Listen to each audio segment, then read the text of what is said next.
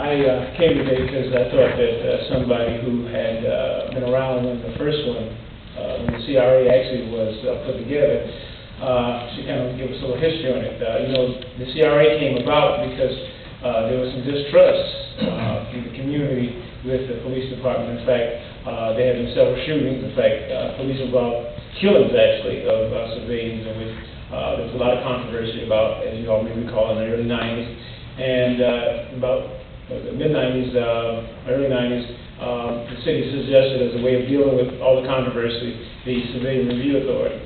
So I'm coming today because I have issues with the idea of changing the Civilian Review Authority, which people have some complaints with already. And I think they did make some good recommendations for this new apparatus.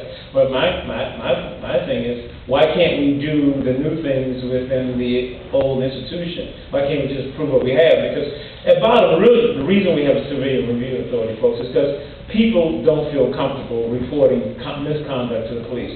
And in fact, it's just common sense. It really is. It just makes sense.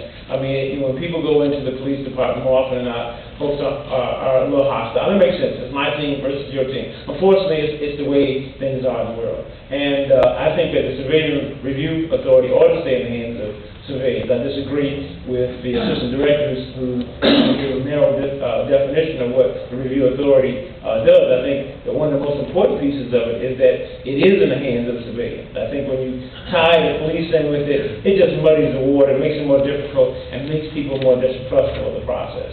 And I think you guys are pretty sharp, and I think you guys can see through this, that this isn't going to create progress, it's going to create more problems. And unless we live in a utopia, we still have problems with the police in our community. I go downtown, I see the different disparity in the way the police treat certain young people versus other young people. It's a problem, and I think in order to deal with it, we still need a civilian apparatus to address the problem. I mean, I appreciate the Civil Rights Department try to do, but I think we should keep it within the framework of what we have now. Thank you.